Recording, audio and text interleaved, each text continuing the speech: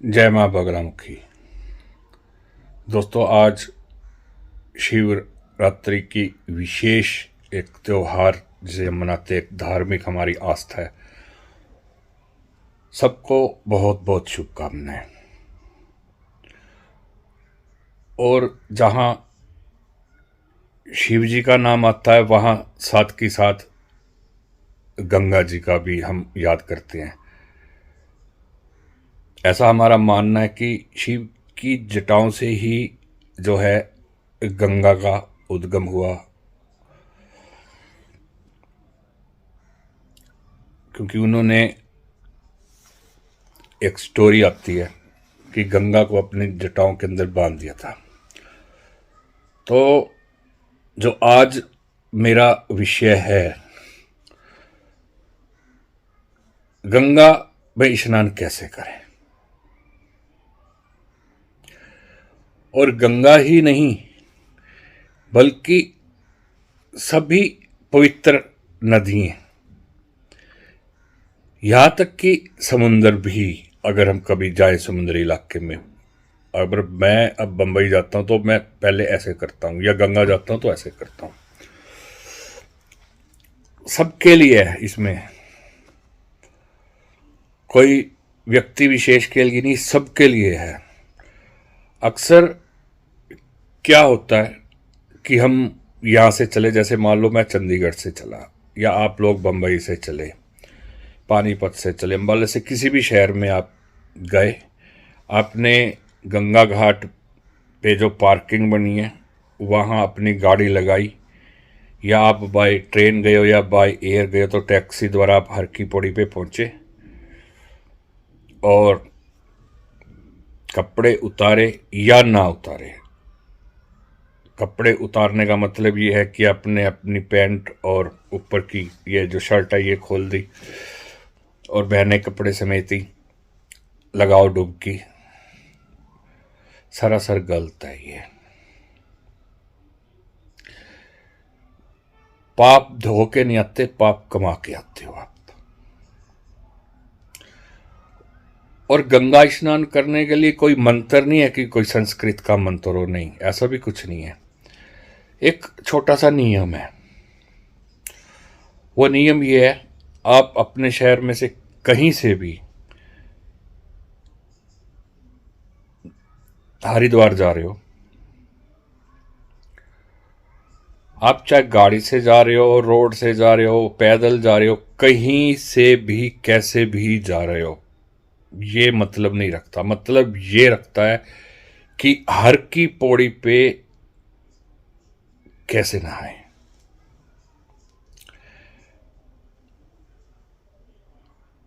हम किसी की विवाह में जाते हैं या किसी की पार्टी में जाते हैं तो क्या करते हैं, घर से पहले नहा के चलते हैं, उसके बाद फिर हम पार्टी में जाते हैं। ऐसा तो नहीं ना कि हम कपड़े साथ ले जाएं और इतने लंबे सफ़र करने के बाद हम उनके पास पहले नहाएं। अगर होटल में प्रोग्राम कीजिए हमने तो नहाने है, फिर हम कपड़े बदल के फिर शामिल होंगे। ऐसा होता कभी नहीं होता ना। आपने रामायण कितने बार देखी होगी आपने, मुझे नहीं लगता कि रामायण के बारे में किसी को पता ना हो। जब श्री राम ने लंका जाने के लिए समुंदर से रास्ता मांगा था तो पहले उसने समुंदर देवता की पूजा की, फिर उन्होंने समुंदर जल को अपने हाथों से लिया, फिर उसे प्रणाम करा। ये ग्रंथों में है, मैं नहीं बोल रहा हूं।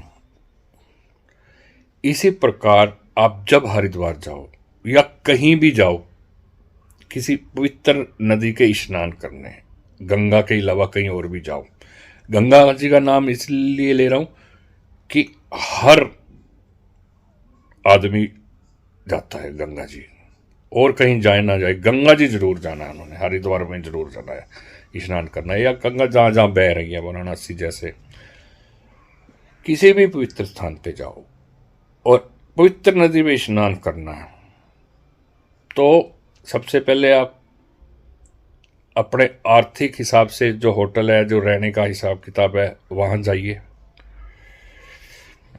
वहाँ नहाइए। नहाने के बाद धोए हुए कपड़े और जो आपका अंडर गारमेंट्स हैं वो धोए हुए होने चाहिए, वो डालिए। वॉशरूम बिल्कुल फ्री होना चाहिए आपको, ये कि आपने वॉशरूम भी फिर जाके बिल्कुल साफ सुथरे कपड़े होने चाहिए, अंदर के भी बाहर के भी। और सुच्चे मुंह मतलब फिर खाना नहीं है, फिर सीधा जाना है आपने घाट पे, किसी भी जो भी पवित्र नदी का घाट है। कई जाते हैं एकदम सीधा ठा डुबकी मार दी, वही आए। जैसे मैं चंडीगढ़ से गया, रास्ते में मैंने बाथरूम भी करा, खाना भी खाया, वो भी करा, फिर भी कपड़े समेत चल अंदर। बहुत गलत है। कपड़े चेंज करो, अंडरवियर, अंडर गारमेंट्स ये सब नए हो या फिर धुले हुए हो। तट पर पहुंचो, तट पे पहुंच के पानी को पहले नमस्कार करो, उस नदी को, जैसे गंगा जी का, हे गंगा मैया मुझे इजाज़त दे कि मैं आपके जल से स्नान कर सकूं। अब ये कोई अंग्रेजी में भी बोल सकता है, हिंदी में भी बोल सकता है, पंजाबी में भी बोल सकता है, तेलुगु संस्कृति में भी बोल सकता है कि हे गंगा मैया मैं आपके पास आया हूं, मुझे अपने जल में नहाने की परमिशन दे। फिर उस तट का, मैया का, जो हमारी नदी है पवित्र नदी, उसका जल हाथ में लें। हाथ में लेके फिर अपना माथा ऐसे लगाए उसको, और फिर जब अंदर एंटर करोगे तो फिर पूरे जल को माथा टेको, ऐसे ऐसे, जैसे मान लो ये जल है, या ऐसे लो और फिर ऐसे माथा टेको, फिर हाथ जोड़कर उस नदी का, पवित्र नदी का नाम लेते हुए आप फिर जाओ। फिर डुबकी लगाने के बाद जो आपकी इच्छा है वो मैया से मांगो। उसके बाद सूर्य भगवान को, चाहे सूर्य उस टाइम उदय हो रहा हो या नहीं, उसकी दिशा के हिसाब से सूर्य को अर्घ दें। फिर आप चंद्रमा को भी जल का अर्घ दो, और चंद्रमा को ये बोलो कि ये चंद्रलोक, पहले चंद्रमा को दो, फिर बोलो कि चंद्रलोक में जो पितृ मेरे निवास हैं, हम सभी पितरों के नाम से मैं आपको जल दान देता हूँ या जल देता हूँ, आप मेरे पितरों तक पहुँचाओ। फिर सभी पितरों के नाम से। उसके बाद फिर चारों दिशाओं में इस प्रकार से जल दे, और फिर अपनी जो भी आपकी इच्छा है फिर दोबारा से फिर वो दोहराएं। और फिर जब बाहर आए तो उस नदी के तट पर कपड़ों को निचोड़ना नहीं है आपने, पॉलीथीन में या जैसे भी आपके पास जो भी उसमें रखिए, फिर उससे, उस इलाके से दूर जाकर ये काम आप करके देखिए। आज शिवरात्रि के मौके पर गंगा जी बहुत याद आए, और ये जो काम है मैं जो है, मैं खुद पर्सनली मैं ये 10 से 12 साल से कर रहा हूँ, जब भी किसी पवित्र नदी पे जाता हूँ। और ये मैं उपाय पहली बार ही दे रहा हूँ।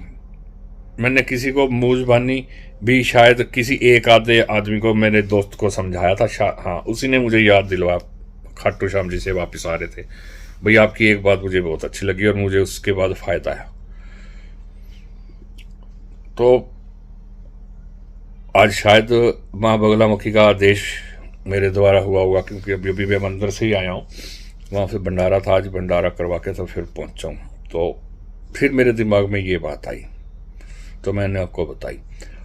तो ज्योतिषी भाई जो हैं, जो उनके क्लाइंट्स आते हैं, एक उपाय ये भी दो। और जो आम पब्लिक है मेरे भाई, हो सकता है किसी ने कल ही गंगा जी जाना हो और आज ये मेरे वीडियो देख ले, तो हो सकता है माँ ने उसके फ़ायदे के लिए ये वीडियो बनवाई हो, जो कल जा रहा है या परसों 2 दिन में जा रहा और मेरी वीडियो देखे। और हो सकता है जैसे कि अभी हिंदू राष्ट्र का सिस्टम चल रहा है सारा, हर जगह जय श्री राम चल रहा है, तो हो सकता है कि जितने लोग मेरी वीडियो देखे अगर इस हिसाब से स्नान करें और उनको देख के फिर और लोग भी करें, तो हो सकता है राम तो बरस ही रहा है। जय माता दी।